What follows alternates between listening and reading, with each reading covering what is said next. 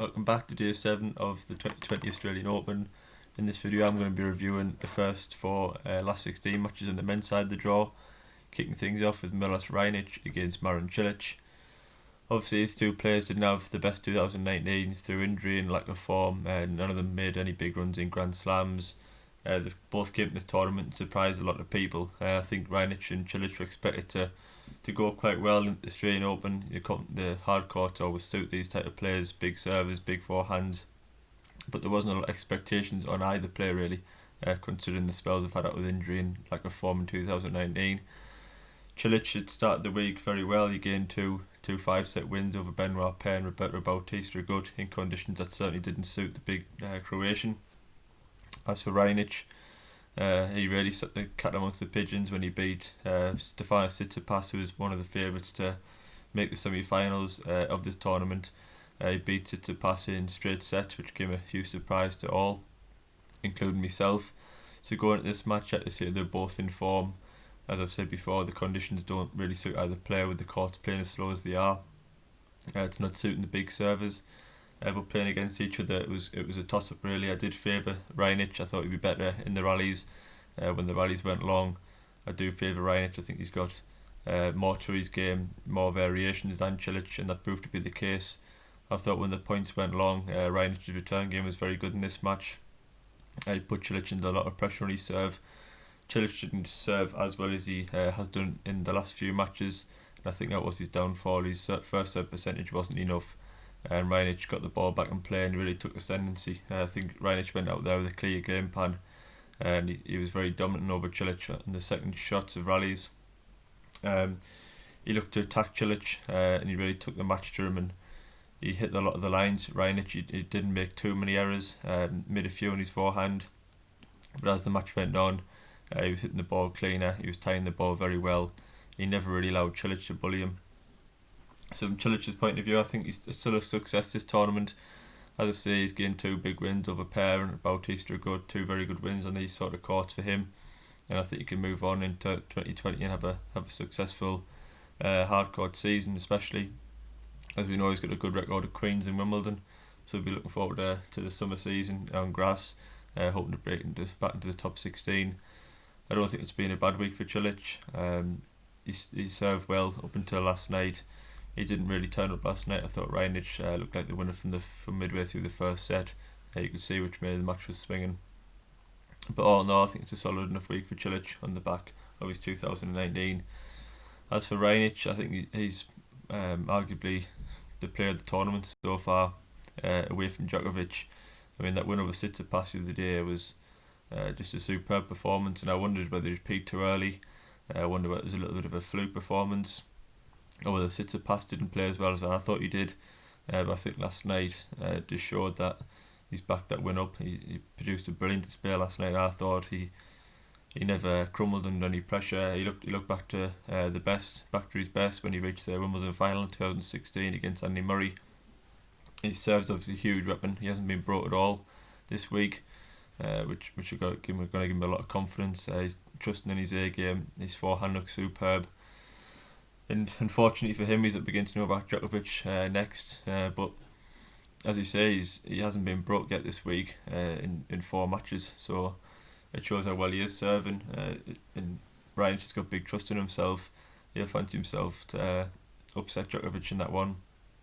But going on to Djokovic against Diego Schwartzman, I thought this was a great game really. I said before the match that I expected Djokovic to breeze through, but I am a big fan of Schwartzman's. I think he's very entertaining to watch. He's very quick.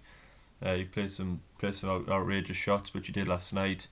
They played out some of the points of the tournament. I don't think Schwartzman done a lot wrong really. He didn't serve as good as he could have, which allowed Djokovic to return well and put him under pressure constantly on his serve. But I don't think Schwartzman done a lot wrong. He didn't make too many big errors at big points. I just think Djokovic beat him at his own game, and Djokovic is playing just out of his skin at the moment, and I wouldn't bet anybody to beat him. It just showed last night. I think Schwartzman played near enough as good as he could, and he never really came close to winning the set. So good luck to anybody hoping to win 3 against Djokovic at the minute. From Schwarzen's point of view, as I say, he ran the balls down, he got the ball back in court, he tried to enforce himself on the match, but Djokovic is just a step ahead of everybody at the minute. He's the best hardcore player in the world, and he's just going to be so difficult to stop, I feel. From Djokovic's point of view, just move on to the next match and keep doing as what you're doing. He's serving brilliant first and second serve, his forehand, backhand, his net play, everything looks on point at the minute. There's no vulnerabilities in his game whatsoever. In the years leading up to his elbow injury, I felt Djokovic's second serve was something that players could look at, opponent players could attack, and that was his vulnerable point in his game. But since returning from his elbow injury, I think his second serve, I seen the other day, it's gone up 15 kilometres per hour on average, up in speed. He's positioning a lot better, he's constructing points from his second serve a lot better, winning a high percentage of second serve points. And now he's sorted that part of his game out. There's no vulnerabilities. Everything in his game just looks perfect. And I think if he turns up to any match in this tournament and plays 90% or upwards, then I don't see how he doesn't win another title in Melbourne next Sunday. The thing about Djokovic is, as we know, as the tournament progresses, he goes up through the gears. Last night wasn't his best display. He did make a few enforced errors, but I think he knows in his own mind that he was never going to lose that match. Whenever it got tight in sets, he upped his game for 10 minutes and Schwartzman just couldn't live with him. And that's all it took for Djokovic in each set, just to play 2 or 3 games where he really zoned in, turn into the robot that he can, don't make any unforced errors, and he takes control of the match with ease, and that was what he done last night. Secured a straight sets win, again in double quick time, and he rests up and waits for the quarter final against Milos Raonic. Obviously Raonic hasn't been broke yet this week, as I say, so Djokovic is going to have to return well, but I think Djokovic has got too much variation. The way he's serving as well, I find it very difficult for Raonic to get into that match really. I can't see him breaking Djokovic or creating many break points. He just doesn't have the ability like Djokovic does in rallies to grind down opponents and win the longer points. I expect Djokovic should dominate the long points in that one. Raonic might be able to get to tie breaks and in a couple of tie breaks, you never know, but I do expect Djokovic to win that match with ease really. Moving on to another last 16 match that was played this morning, Raonic Sandgren against Fabio Fognini of Italy. I did actually predict Fognini to win this match beforehand, and one of the big parts of that was he's been serving around 75% of first serves. Last night Fognini's first serve percentage was way down on that, and I think that allowed Sandgren to really take control of the match.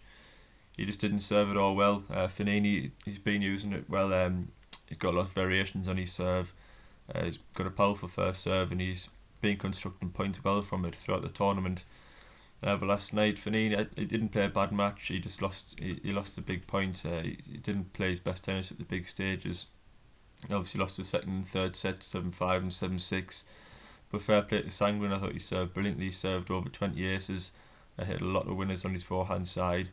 And although he is pretty one-dimensional, Sandgren, he's played a brilliant tournament. You've got to say he's in the quarter-final stages for the first time in his career in Australia.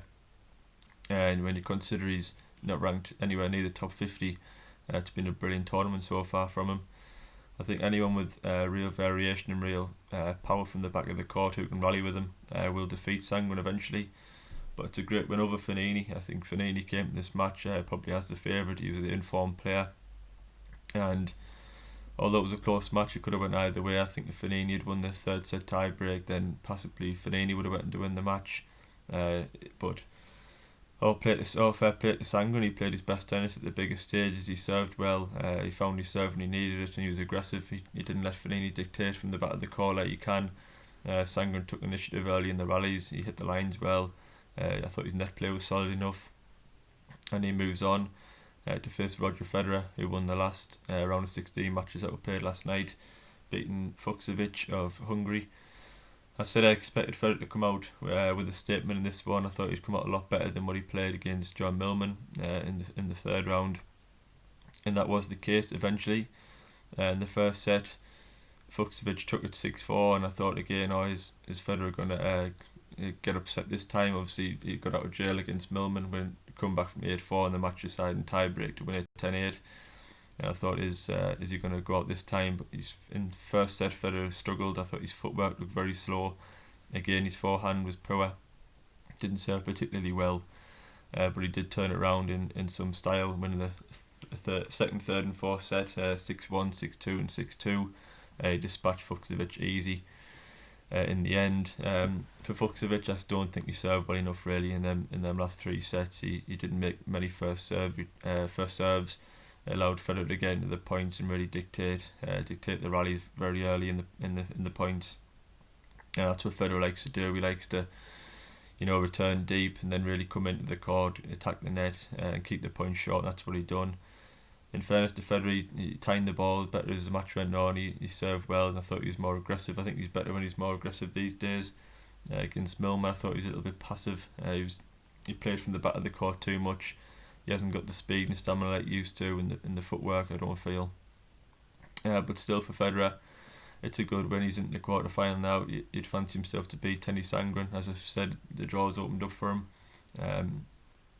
So he's got Raonic Sandgren to reach another Grand Slam semi-final, which would be a good result for him.